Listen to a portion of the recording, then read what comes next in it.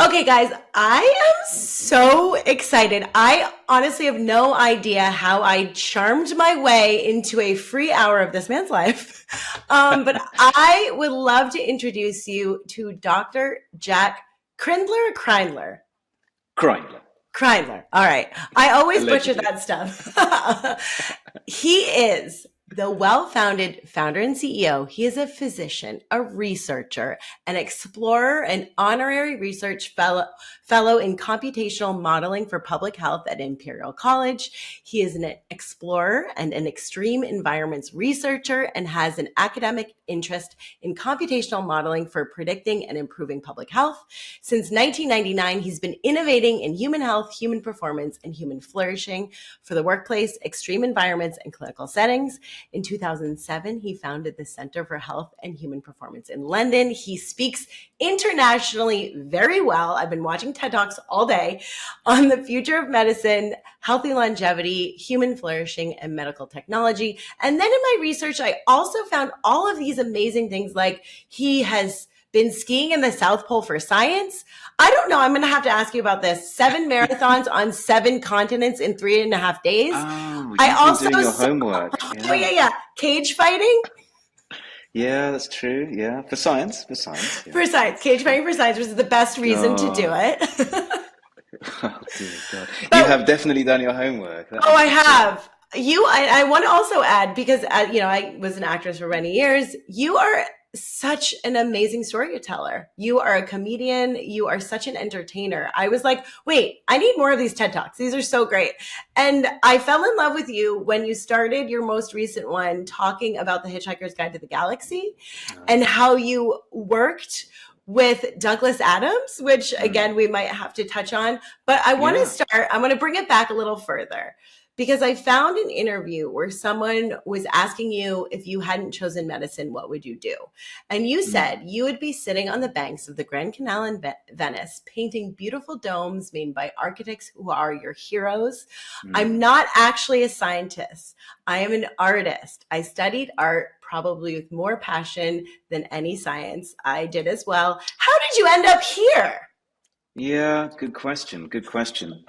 Well, I think you can largely blame my 25-year now medical career on my mum, who was ferociously upset on the thought that I might go to art school after her sacrifices and my father's to send me to a very expensive school in London, only to become just an artist. When of course all of my great heroes are all artists and designers, and the likes of Johnny Ive, I think, have been far more impactful and successful than I ever will be. But anyway, so I thought, what can I do that wouldn't make my parents upset? And I thought, well, yeah, there's art, and I guess you can. Well, rather, there's science and there's medicine, and art can always be added, to the mix. And that's what I've ended up doing, is kind of merging the creative with the clinical. I mean, it's so inspirational what you're doing. And a lot of what it seems that you're doing, correct me if I'm wrong, there's a lot of research around extreme environments.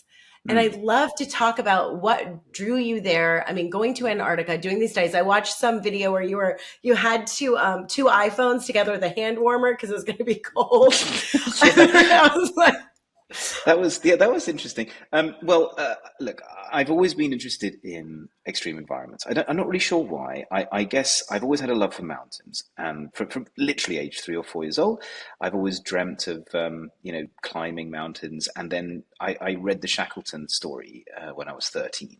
And obviously, then Sir Ernest Shackleton became a huge, and the whole kind of story about the endurance expedition. Not that it was a success in terms of reaching or crossing the Antarctica, but more in terms of just what a great demonstration of humanity and survival and camaraderie it was, and endurance for that matter.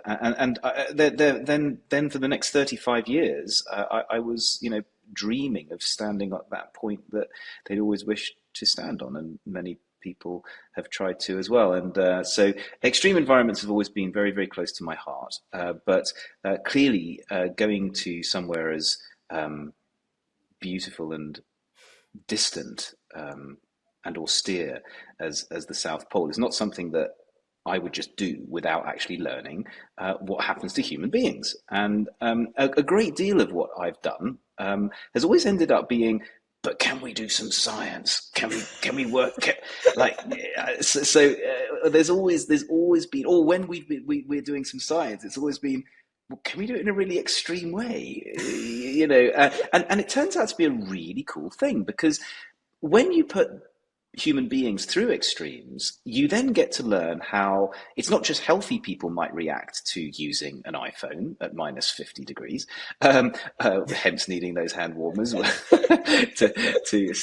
which are sandwiched by two iPhones just to keep them working. But also you start to understand how the body works in extremes, like if you're in intensive care or recovering from chemotherapy, or just, within the process of aging, as there are fewer and fewer good working bits, your body is essentially in an extreme environment. And so it's not just for fun. It's not just for the drama, and it's not just for the ability to then attract really great, generous sponsors who also want to join you in very, very weird parts of the world. It is actually because you can translate that to very important things in medicine. That is such an interesting, cool, and exciting way to explore that, right? When I started reading about what you were doing, I was like, what a beautiful, and goes back to you being an artist, right? Like, what a beautiful way of looking at the body and how to push it, to extremes or understand it. And I got really excited about what you're doing with WellFounded because, I was formerly an actress for many years.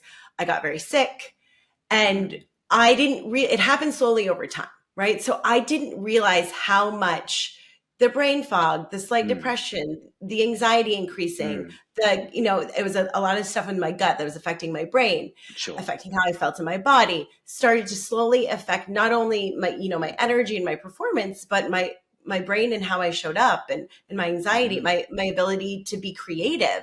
So when I got into nutrition, just as a way to sort of save my own life, one of the first things I started to do with these parallel careers was I created nutrition for performance, and I was teaching in a conservatory. Right. But I remember once I put this together, and I was like lecturing at NYU a little bit, I was like, wait, this is not just for actors. This is for everyone.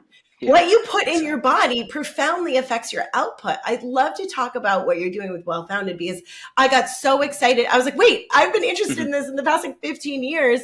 And again, as someone, your body was your business, right? But everyone's that way. It's absolutely. It's a new phenomenon that people in the extreme environment of startups, which is also an extreme environment, believe it or not, have accepted that they should be open and do something about what is, really bad for their health. I mean, basically, starting businesses and growing businesses is not brilliant for your body and mind, in some ways. Whilst in other ways, it's the most exhilarating, awesome expedition you could ever be asked to join.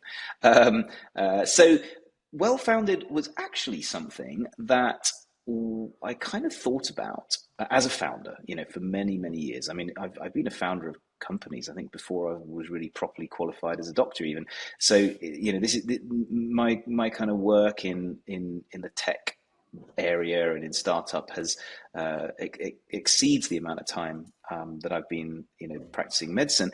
And I've lived through burning the candle at all three ends.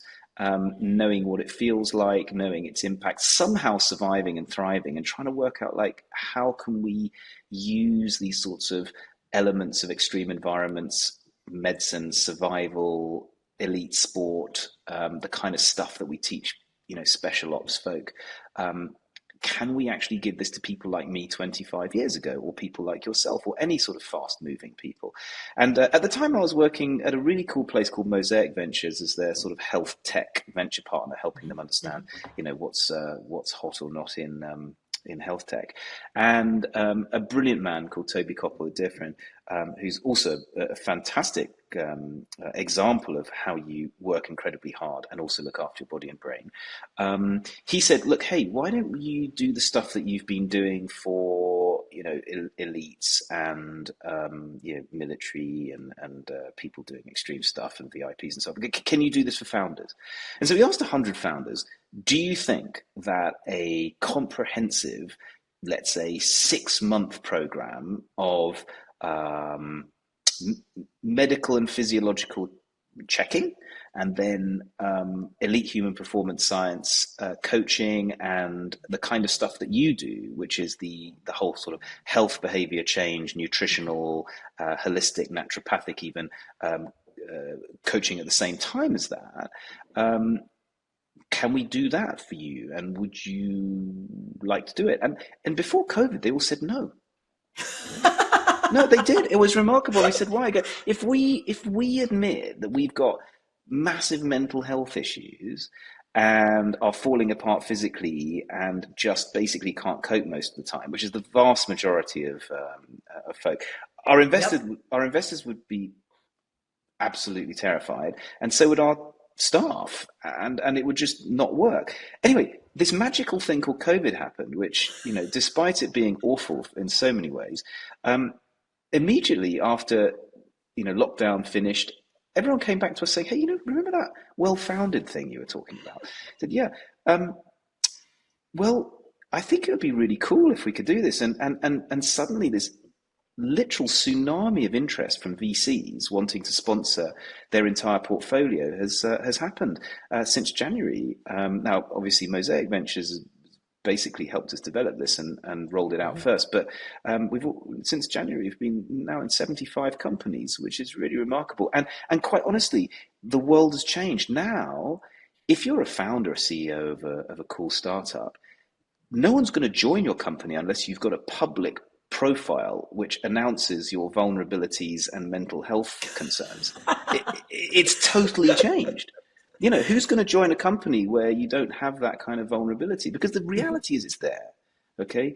And, we fast moving people, entrepreneurial people, people that want to make a difference, they are going to sacrifice Mhm. some things for their mission and their business. There's no such thing as a free lunch. Mhm. Something has to give. And we've learned a lot of how to do this for different people who've had tons of resources. So why not do it for people that haven't got so many resources? Mhm. So anyway, we work well-founded and well-funded. We've now had 75 founders or CEOs go through the program, and we'll publish the data pretty soon, but it's transformational, actually. I mean, it's not difficult stuff. It's the same stuff as you do, but Mhm. maybe with a bit more of the kind of medicine, physiology, and performance science stuff kind of woven in. But yeah, it's simple stuff with big results. Well, I was so excited because I looked at what was going into it, and I can not wait to see what these results are, because just little old me, I kind of had during the pandemic that same sort of idea where I just had all of these clients coming to me that were having both physical and mental health crisis. And the Mm, whole world was really afraid. And because of my journey with autoimmune, and then acting, right? So I had spent so many years having to manage my anxiety and manage my mm, brain, right, with auditions and hmm. understanding, like, in high stakes scenarios in front of a bunch of you go in for 15 executives of Warner Brothers. You're like, okay, I have to keep it together. So Yeah. I had to understand my mental health part of it. But then through my healing journey and getting really sick and depression, anxiety, and coming back from that, I had a lot of different tools. And I was like, okay, what if I put everything I learned from nutrition school with everything I learned from my journey from healing Hmm. from autoimmune disease to learning how to manage my brain through, I did a lot of like meditation Yeah. work and studying that. Yes. And then really looking at the embodiment work I got in Hmm. conservatory. So Hmm. starting to really listen to my body's signals and pay attention and not just listen to my brain. And the program that I put together, I just kind of thought, it might be weird. I don't know if anyone will sign up. And all of a sudden I had this influx, a couple of years of all of these women coming to me, and just me, I saw profound results. So when I saw what you were doing, I was like, this is like me on steroids with all kinds of experts. You're going to change the Yeah. world. Well, You're I don't know. absolutely going to change the world. We're going to help a few people that are changing the world. I think, if we can maybe help 1,000 of the top startups, then we can sort of instantiate exactly what you're talking about into the very DNA of the company as it's Mhm. small, and not end up just being a retrofit employee benefit, but actually getting companies and their investors to realize the enormous benefits to both, I mean, basically you end up being a cooler person to work for and to Yeah. help grow companies with. You end up being a better human being with, outside of work. And, just going back to your point about creativity, you just become more creative when you Yeah. are optimized for the peak you. And also, there's another thing about it, which I think is very, very cool. And that is that there is a lot of company culture documents that we see, but do they really capture well-founded values? Are those really being lived? Mhm. Unless the person at the very top, and I would even argue, unless the people on top of the people who are on top, i.e., Mhm. the investors, are living and breathing this, and not just, contributing a little bit in order to say, hey, we're a really cool investor that looks after people's health. Are they actually doing it? Like a lot of our investors are members of our VIP, uh, programs, if you like, our kind of more concierge stuff, which of course is kind of outside most of the price bracket that a founder can afford. But if everyone is doing it, you genuinely see this trickle down. And we didn't know whether there would be, proper output in terms of data. Mhm. But thus far, we're kind of looking at the following.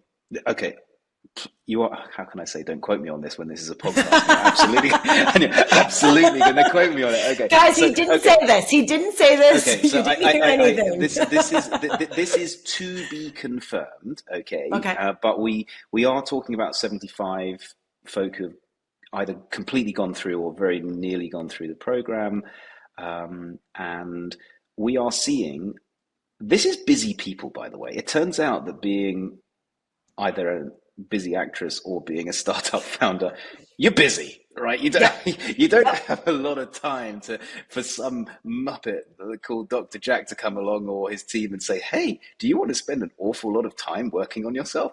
It usually is right, okay, but no, we've had first of all, over 80% of folk, of the companies that are introduced to the program, usually by their VCs, by their investors. They kind of say, "Hey, you should do this. It's anonymous, it's private, but we'll half pay for it. Give it a go." 80% in the first few months pick it up. Others are too busy. They're going through funding rounds. They're folding. They're doing different things.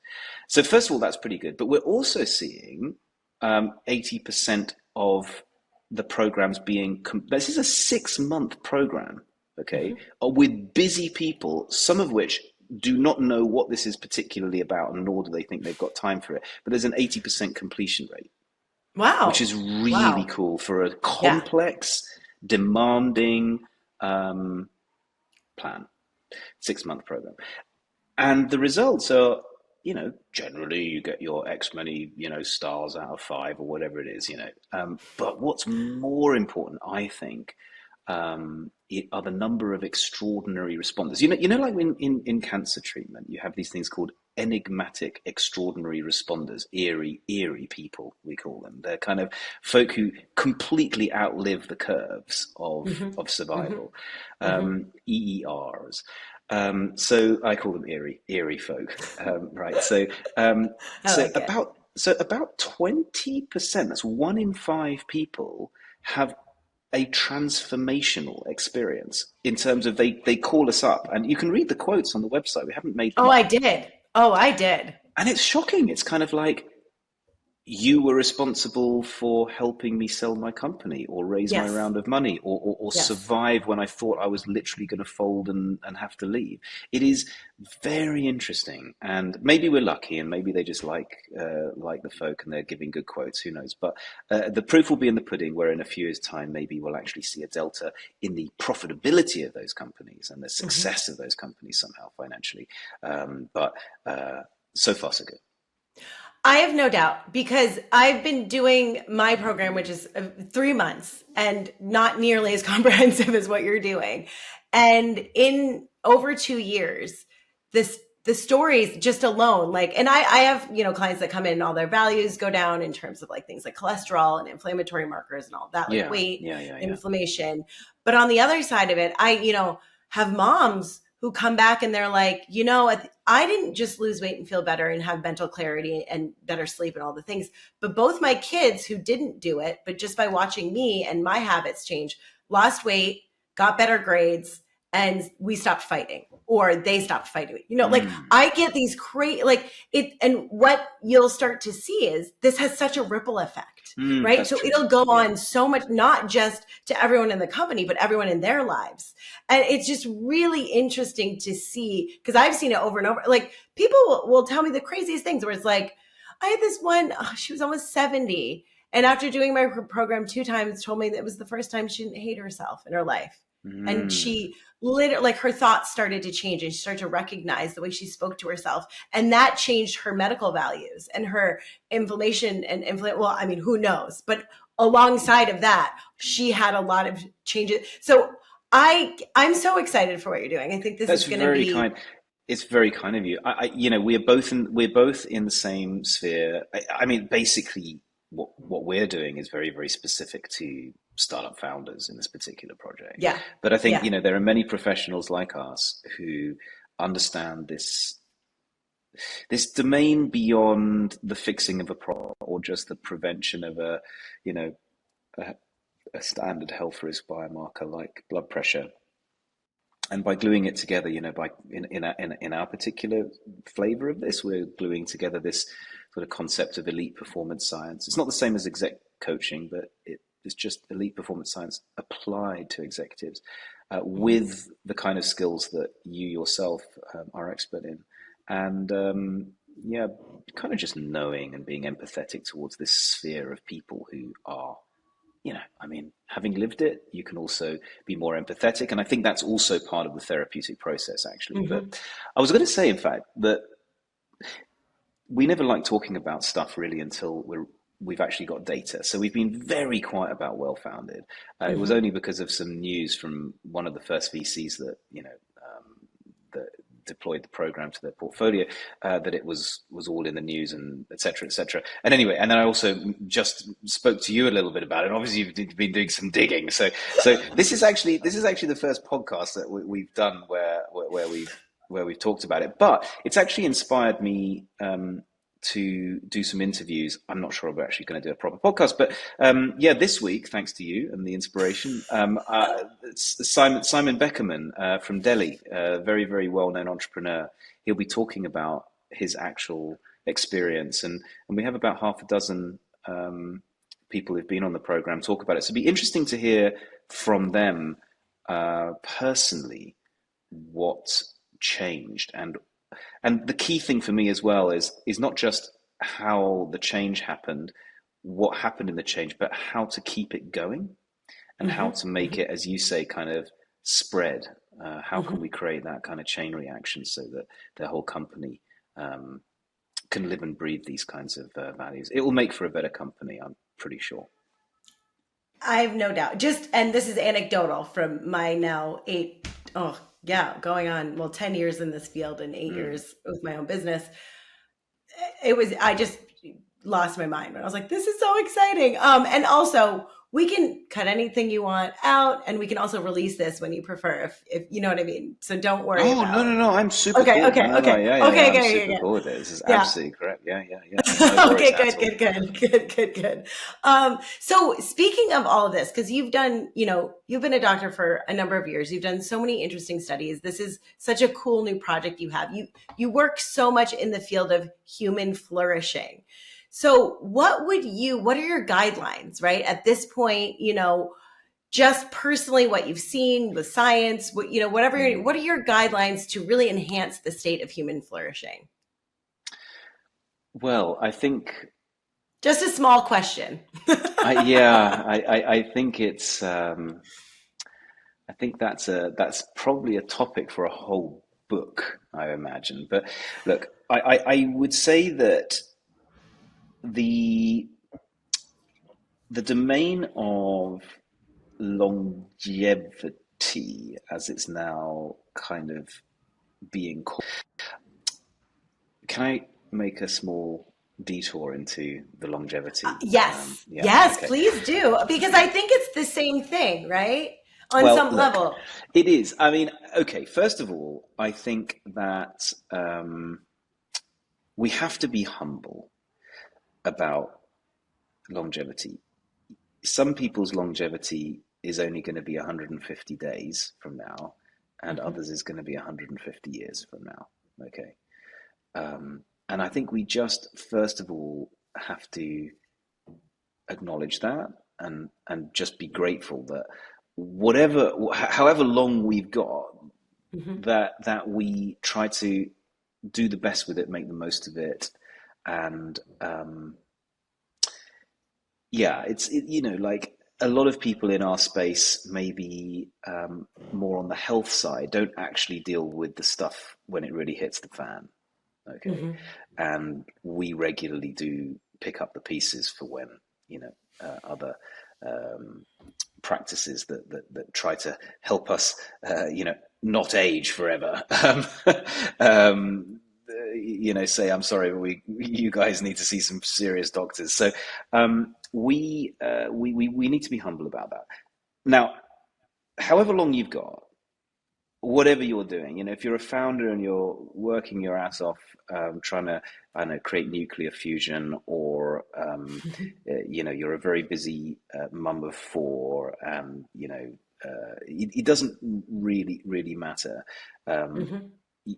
you you need, I think, to focus less about the number of years in your life, but the amount of life in your years.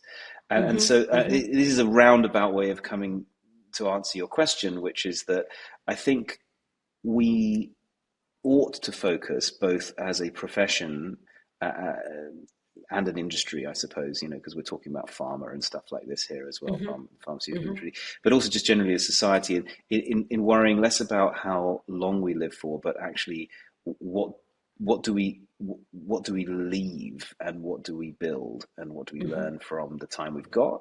And you need to be in a great state of body and mind, as best possible, in order to do that. And so, Mhm. but it turns out that in having a great state of body and mind through good healthy living, and all the other hacks that are slowly emerging, and all the good medicine that we've developed, and are developing, that you could actually live a longer life, right, Mhm. in health Mhm. too. So it's all a virtuous circle. But I would say, and I guess accidentally, this has sort of become my raison d'etre as well, which is, make the most of the time you've got. If you're going to Yes. practice medicine for your career, and, then make it interesting, make it fun, Mhm. try to Mhm. learn stuff, make a mark. Um, doesn't necessarily have to be big global impact, but can just be on an individual. But Mhm. yeah, so I hope that gives you a small flavour of what I ought to really write a book about, I suppose. Yeah, making the most of it. Human flourishing, I think, is very much about making the most of the time that you have. Yeah. I love that. I love that. And just bringing it back to gratitude, right, is Mm, such a beautiful practice to have daily.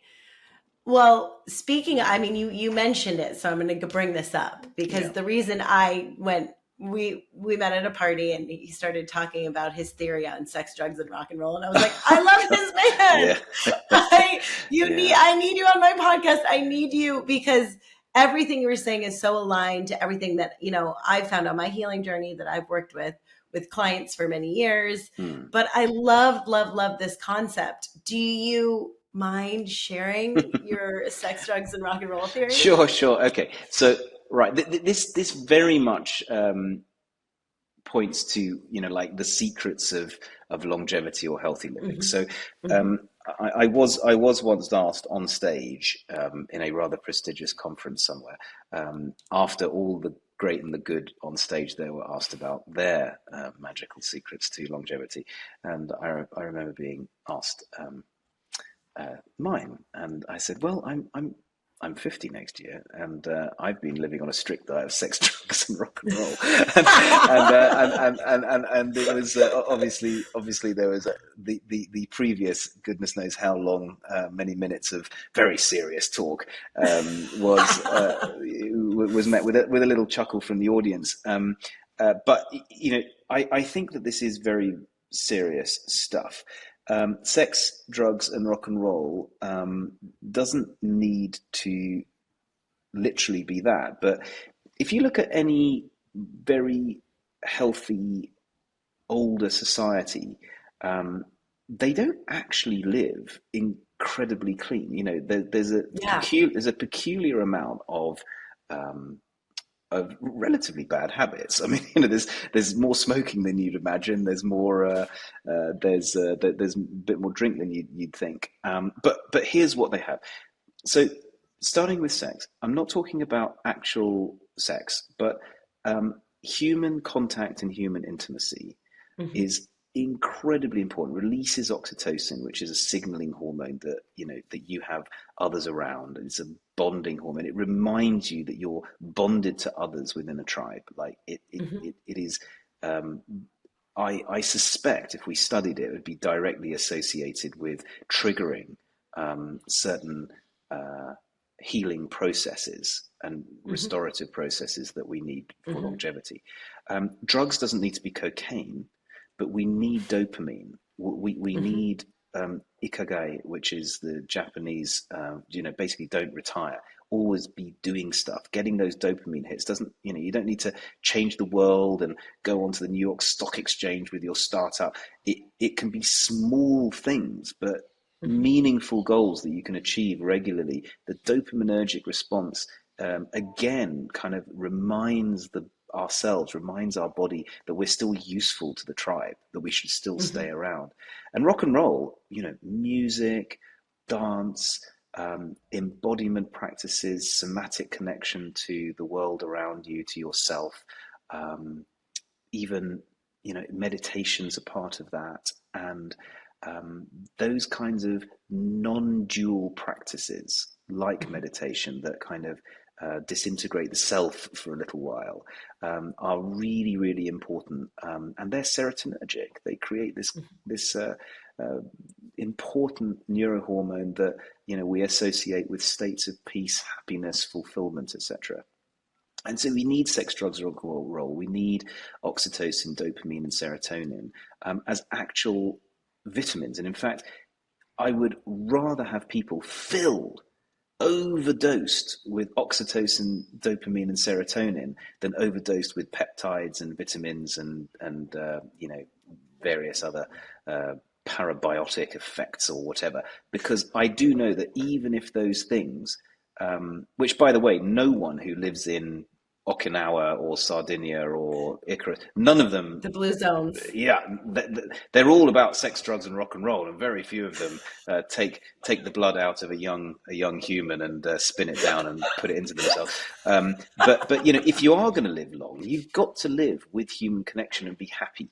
You can't be old and Mm. miserable. It would be a bad place if we had 8-10 billion people who are old and miserable. So that's my sex, drugs, and rock and roll theory. And anyone listening, that is the copywritten name for my book. I don't think you can Yes, copyright sex, yes. drug, and rock and roll. But interestingly, there was something I can't remember. It was in the Sunday Times or it was in a paper recently with a picture of Mick Jagger, and it said, and it literally was him saying, Mick Jagger's now, I don't know, how old is he now? Something like 80 or something ridiculous. Yeah. And he just looks so good. The headline was something I'm paraphrasing now, was like, this is the way to live strong and live well till 80. It's yeah, okay, maybe he's an outlier, but I think these are vitally important. Anyone in our sphere needs to remind themselves continuously about these three vital ingredients. It's not the only thing, but they are absolutely critical. And without them, I think we're missing a trick. Absolutely. When I was really battling with my health journey when I was younger, I remember I'm quite sensitive. And I would notice changes like when I was happier in what I was doing or in love. Whenever I was in love, I'd lose Right. weight. I would like notice these different, and I was like, how come I can't really control? I had an eating disorder back in the day. I was like, I can't really control how I feel or my body. Like, I don't understand. But then when I'm super happy, everything looks great and feels great and works well. My digestion is good. But when I'm stressed, none of this stuff is working. And it was funny because the nutrition school, when I became a health coach, I remember they got me because they were talking about the idea of primary foods and secondary foods, and primary foods being, your purpose, your relationships, Right. spirituality, whatever that Well, means to that's you, it. and movement. You've got it. That's it. Those are the three. If you can map those to neurohormones. So Right. yeah, it's super interesting. Primary foods of yeah, that's and you can't. That's I think the key thing is that it's very, very hard to artificially create those things. Yeah. You have to get Yeah. them through just living life well. Human flourishing is very much bound to those three things. Yeah. And it just was interesting because they would go on to talk about like when one of those areas was out of balance, it would manifest in cravings and addictions in secondary food. So things like drugs or alcohol or Mm, junk food or yeah. sugar, you would find yourself gravitating towards that to fix these other areas of Hmm. your life. So early on, I was like, oh, health, and like the idea of health is not just, calories or exercising, but it's the big picture of your community and your relationships and how you spend your time and how you speak to yourself.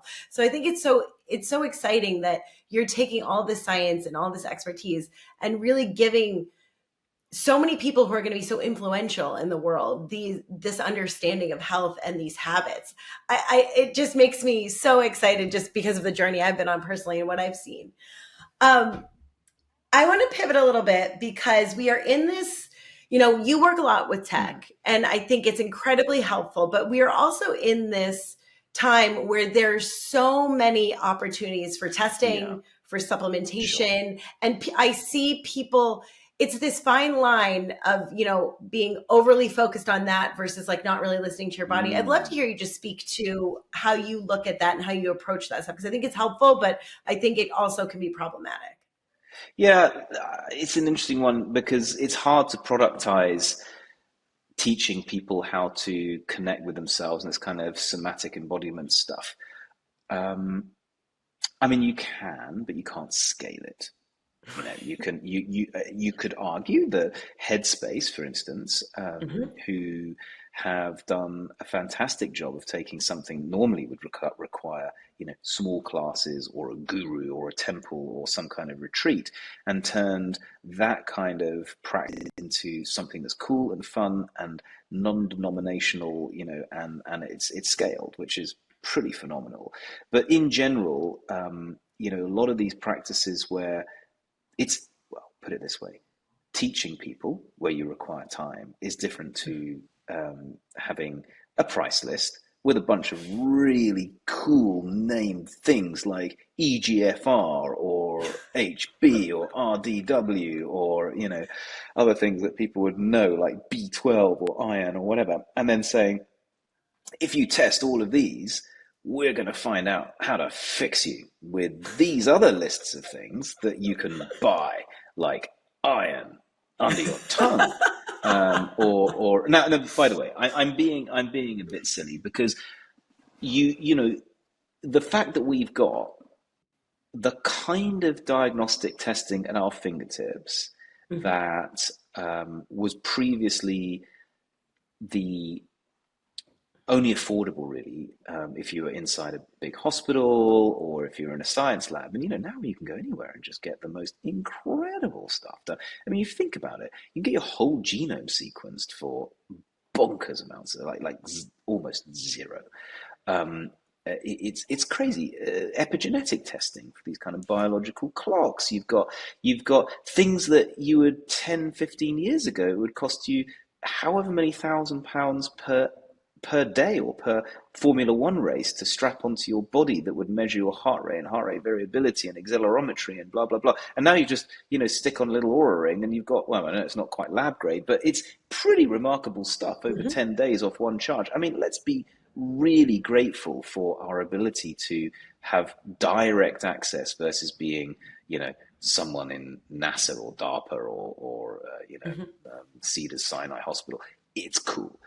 That said, just relying on external data only reinforces um, the the paucity of knowledge about oneself Hmm. from your own signaling that is profound and really we need to learn how to connect to. There's Hmm. no there's no substitute today for being able to feel the signature of there are literal bioelectric, neural and non-neural networks that are feeding ourselves with information and Hmm.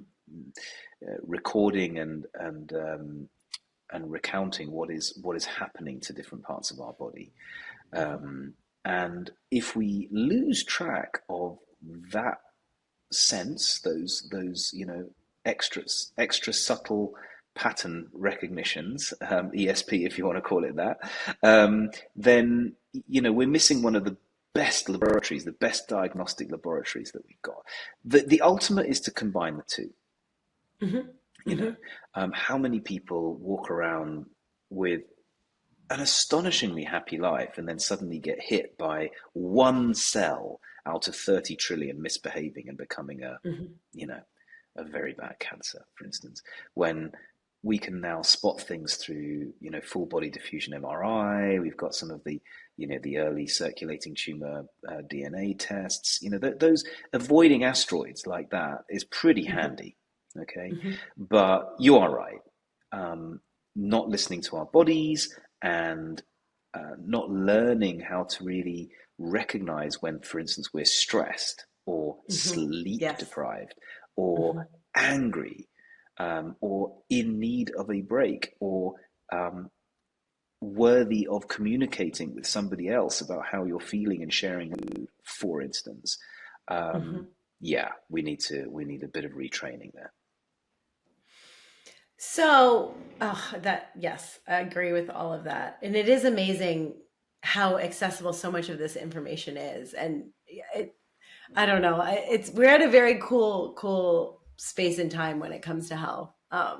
Yeah. So when um, I, so to bring this back to you a little bit, right? And I'm a big proponent of bioindividuality, which is why I think people need to really listen and learn to pay attention to their bodies and how they Mm. feel and all of those things. The testing helps with that.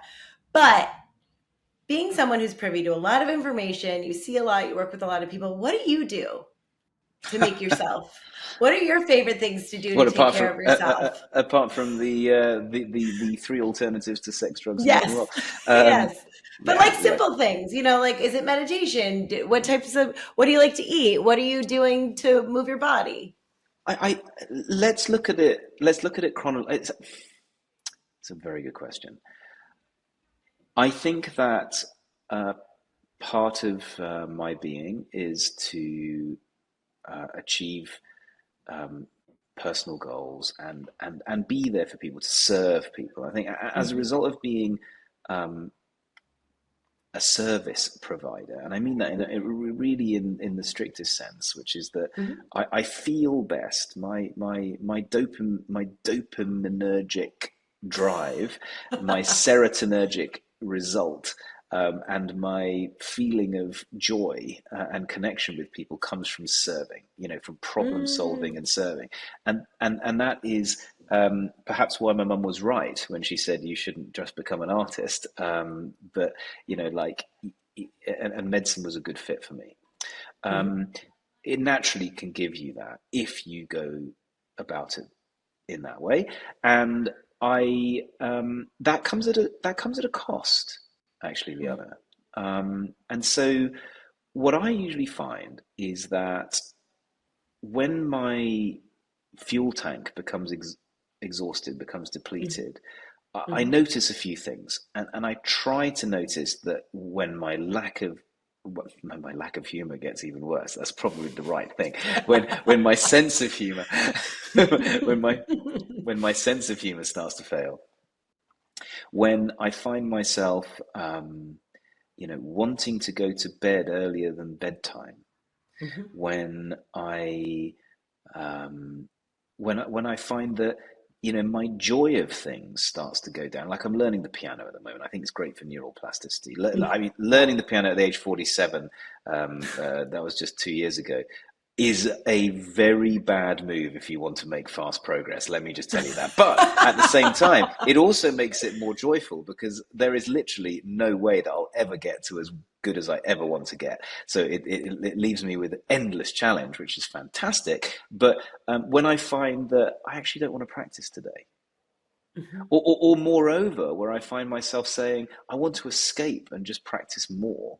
I know that there's something that I need to, maybe it's time for a holiday. Maybe it's time to look at, just having a bit of detox digitally and just turning the phones off, or Hmm. speaking to my colleagues and saying to them, hey, um, I need a little bit of help. There's a lot on, and I hope you don't mind, but for a few hours, I wanna just try and go for a walk and do my meetings on the phone and stuff like this, or just switch off for a little bit. So I believe that when you are serving people or really burning the candle, fast and hard, um, your greatest threat to your health, your well-being, and your ability to be a nice human being to those you love and work with, uh, is stress. What we're talking about right now is Yeah. stress. It's Yeah. it's it's workload, it's life load, it's stress. And Hmm. so I haven't used the word stress till now because I think it's an overused word and not really Hmm. well understood. But I've tried to describe what stress is to me, and I'm sure it might echo with lots of other people. Hmm. Okay. Hmm. So that is something which I'm very aware of, and I think I try to protect my sleep really well. I Hmm. travel a lot. Unfortunately, I have to. Do I have to in this day and age? Um, I travel a lot for which across time zones, which also causes jet lag. Hmm. And being incredibly, scientific and biohackery is important when it comes down to getting jet lag out the way fast, is really important. So sleep to me is essential. It is to me, and many people have heard me say this on different formats. The most effective regenerative medicine clinic that you can visit today in the world is the one that you can visit every night for 8 hours.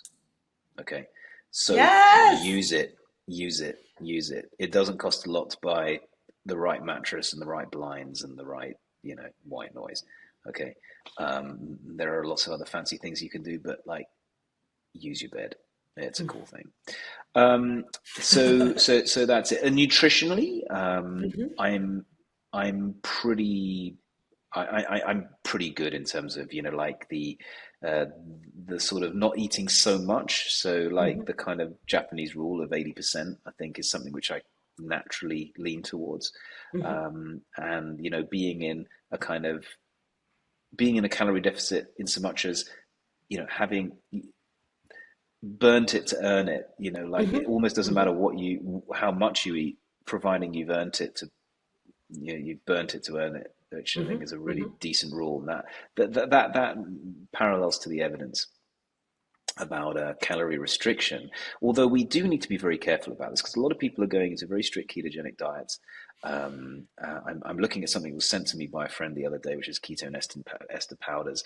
I am naturally in some form of ketosis every morning, at breakfast because I'm fasted. I Hmm. should be fasted. That is what breakfast is. You're breaking a fast. You should be ketogenic. So why do I necessarily need to also enhance that with ketogenic stuff, Hmm. ketogenic enhancers? I don't know. We'll see. The evidence is clear that it could be a good thing to do every now and then, but I'm not obsessive about it, Hmm. and I think anxiety is an obsession about getting everything right all the time, Yes. will only lead to an exponential amount of upset and disappointment when things do eventually go wrong. So you can't get it all right all the time. I think sunshine is important. You live in a part of the world that I think is naturally blessed with more sunshine. But generally being outdoors, being near the biome of the trees and the Hmm. ocean, being in less of a London environment, I would say, is.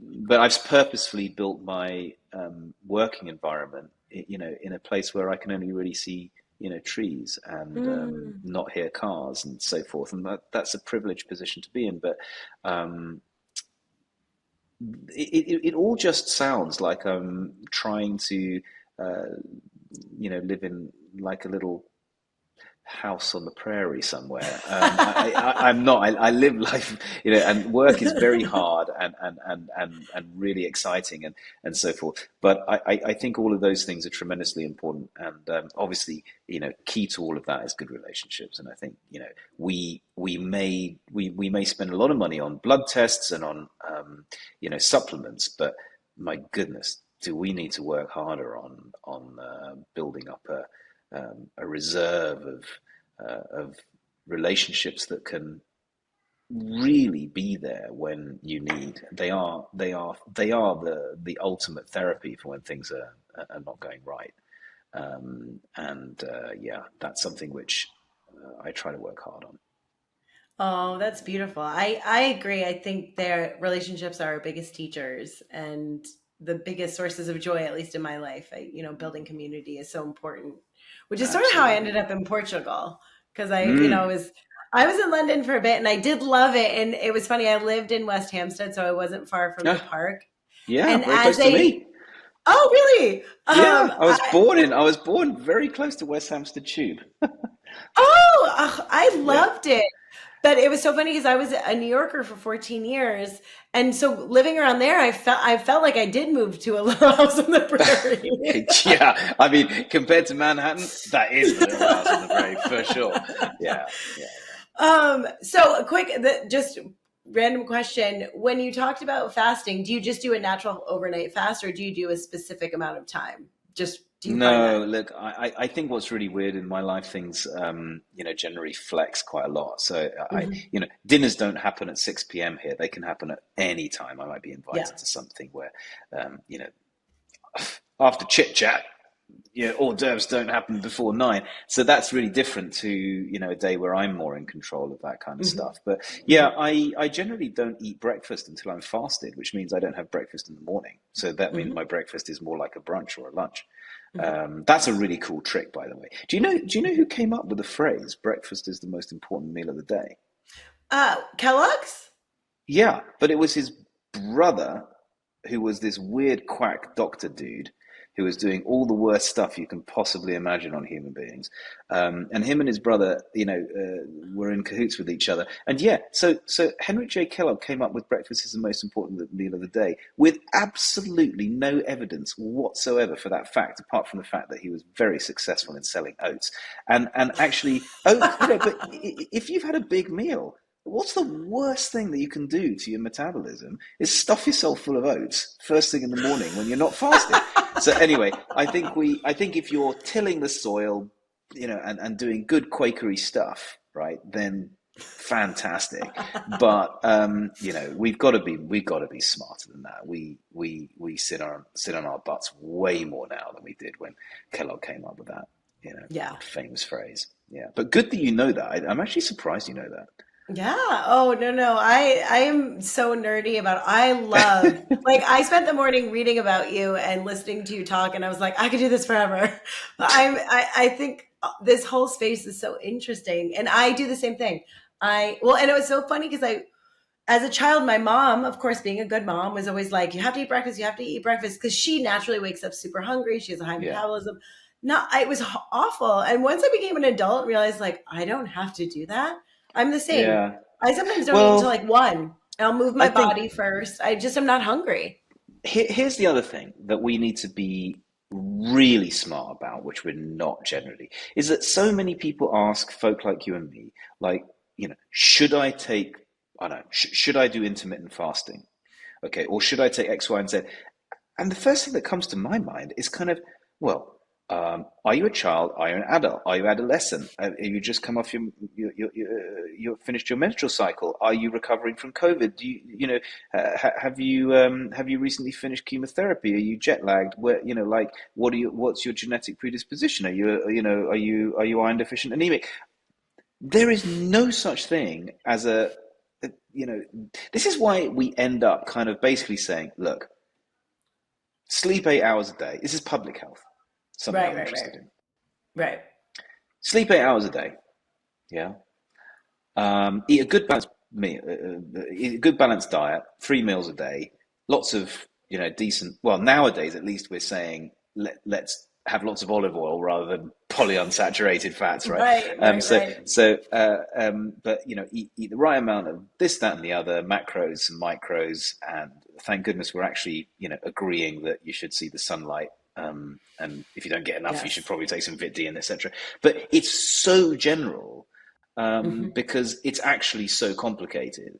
And Yeah. that's why, unless you are really lucky enough to be completely in balance, you Hmm. do need a little bit of help every now and then. That's Yeah. why, that's why people like you and me, I guess, have a place in the world. Yeah. It's the fasting. The fasting piece has constantly baffled me as to how extraordinary the profitability has been Yeah. on basic meal, nutrition and nutrition plans, as I call it, like the not eating plan, that essentially don't work and force you back into overweight Hmm. almost immediately when you stop. Hmm. Um, yeah, I mean, amazing business. If I was ever going to, orientate towards pure financial upside, I would definitely come up with a really cool, catchy diet and give it a great name. It's almost certain to make you a lot of money. But yeah, we all know that we're eating more than we need, and then I Yes. think we're now saying that that's great for longevity to have less. But then there's Hmm. the other side of it, which is that we don't want to be frail when we're older. So that kind of Hmm. all that advantage of being catabolic, being kind of in a retreat type mode metabolically Hmm. for Hmm. longevity doesn't help you build the kind of muscle mass and those great things that you really need when you're older. Hmm. In order to live well, live independently, and survive things like viral infections and so forth. So it's interesting. Or life seems to just be a compromise. You can't do anything quite right without having effect on the other side. But yeah, I lean more towards a kind of more balance between anabolic and catabolic state rather than just Hmm. going for um, the super thin calorie deficit approach personally. Yeah. No, thank you for sharing. That's an ongoing conversation. Right. And I think it's so bio individual, right? It's Yeah. really depends on what you need. And it was interesting for me because I found it when I was having a lot of like inflammatory issues. And Hmm. within, a few months, a lot of that stuff went down. It really affected, but then Yeah. I know other women who have a horrible time with it. So it's just one of those things where you have to, I always tell people when I work with people, I'm like, we're doing a science experiment on your body. Yeah. It's Like, an N of just one. be curious Yeah. and just Yeah. let, you're just giving us feedback. We're going to try different things and you got to tell us what feels good. But I Well, yeah, think, it's true. Yeah, it's true. I mean, it turns out that not everyone looks and is inside and out bioidentical to Liana Nielsen or Jack Kreindler. nope. We are not a bell-shaped curve. You and I, we are individuals, and that's why I think clinical guidelines sort of help us look at evidence and say, in general, this is Mhm. what we're seeing, but then you've got to try stuff. Yeah. Absolutely. Okay, so before we wrap things up, you have had, I mean, I'm sure I'm only getting just a tiny slice of all of the information. You seem to have done so many interesting, cool things in the name of science. Do you have a favorite crazy wild story that you can share with us or a fun situation where you're like, Yeah, how am I doing? Why we're so cold or we're so up in the air? What is that? Like yeah, yeah, what could yeah, you share yeah. with us? Fortunately or unfortunately, there's quite a few of them now. I don't listen. I'm not like a TV guy who professionally tries to do completely bonkers things in order to get a following. I don't do it, but I have recently reflected, mainly for preservation of life purposes. I haven't, with a 9-year-old daughter, I do have to kind of stay around, I think, for a bit longer. And I do look back, and yes, you mentioned the 7 marathons on 7 continents. That was a world record that one of our clients wanted to achieve.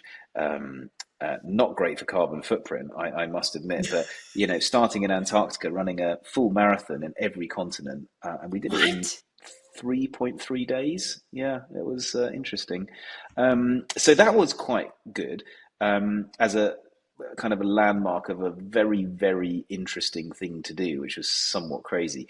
The recent Inspire research expedition to the South Pole was epic. I mean, it was the largest expedition skiing to the South Pole in Antarctic history, it turns out, with 19 Wow. people skiing. Yeah, 9 coast to pole and 10 last degree participants, measuring every heartbeat, every breath, every movement, all of our psychology, and all of this throughout every single 17 million strides worth of human endeavor at up to minus 50 degrees below zero. It was, yeah, I mean, really, really life changing, or at least life reminding, almost like, Mhm. it kind of resets you into what you're here for, and you know what it means to be you, and to interact with others going through tough stuff, and helping them. Really amazing. But I think the most fun thing, I think you mentioned before, was the cage fight that we did for science. That was that the BBC asked us to do a TV show. Me and Professor Greg White, who you should look up. He's a very, very interesting bloke, who a dear friend who is a professor of physiology, and also probably one of the greatest athletes, now veteran athlete, that the UK has ever produced. And Professor Greg and I, we decided to do a TV show called How to Beat Pain. And one of the things in How to Beat Pain was looking at soft tissue injuries and how to recover better Mhm. from them. And so this was already about, oh gosh, man, this must be about 10 years ago now. Greg said, Jack, I'm going to put you in an ice rink. Can you ice skate? And I said, not really. He says, great, because you're going to be in a training match with British ice hockey, and you're going to get bashed about a lot. And then we're gonna treat half of your body and not the other half, and do a bunch of MRI scans to see how quickly you heal on the treated half versus the untreated. Anyway, so as it turned out, it wasn't ice hockey. I got thrown into a heavyweight cage fight with a gentleman called Nick the Headhunter Chapman. Nice guy. Yeah, and 107 kilos. And yes, I was. This is all on. This is you can Google this. I was in a cage fight with him for several minutes, and I did receive some fairly substantial injuries, unsurprisingly, and we did treat half of my body and not the other half. And so I mean, and demonstrated that rest, ice, compression, and elevation, at least some parts of it do actually help. But Good. this is less to do with real science, but more to do with communication. I think that's Mhm. part of my life is that I love to make complex things a little bit simpler, and preferably not so serious, because I think with a bit of lightheartedness, and a bit of humor, people remember stuff better. Yes. And that's kind of why I think, for instance, the South Pole work will be remembered, because it is kind of bonkers what we did. But how Yeah. else are you going to prove that female physiology outperforms male in hyperendurance environments? It turns out that women lose far less muscle mass than men. But if we just did that, cycling in a cold fridge for 40 days, 50 days, no one would remember it. But we did it going to the South Pole, so I'm sure someone will. Oh my God. I want to ask so many more questions about that, but that will be like a whole other podcast. But of course, women are stronger. You heard it here first. news, um, news to no one. News to no one. I mean, I love everything truly, and the whole. I couldn't agree more. I think having fun with information and especially healing is such a better way to. It can be such a heavy, serious topic, and Yeah, being unwell is so hard that if you can have a sense of humor about it, like that goes back to sort of the sex, drugs, and rock and roll. I think you heal faster. I agree. And I'd rather have a lot of smiles on my face and learn the same stuff than be bored senseless. That's something I very much remember from my chemistry teacher, Mr. Shidlow, who's now really famous. Andrew Shidlow, you should look him up. He's one of the world's most famous educators on things that go bang. Fire, fireworks, explosives, anything that goes bang, he's the master of. But he made science so much fun that and so creative in the way that he taught it that for me he kind of wrapped up that sort of sense of creativity and the joy of science, and you know just making it more memorable. And we do have to make better effort in doing the kind of podcasts, for instance, that you're doing, and just teaching science and medicine in a way that's more accessible and just put smiles on our faces. 100% agree. Yeah, it makes it a lot more fun. Well, I am eternally grateful for you sharing your time with us. I really am so inspired by you and what you're doing. I cannot wait for your book. So you better get writing because you have Oh, all sorts of spare time, it okay. sounds like. Okay. The clock now officially starts ticking. Okay, got it here now. And I'll get you Oh, I'll get you to help me on that one, maybe. all right. We'll write a book. Sounds great. Done deal. Done deal. And I hope to see you in Portugal soon. Thank Thank you you. very, very much for having me. Really appreciate it. Absolutely.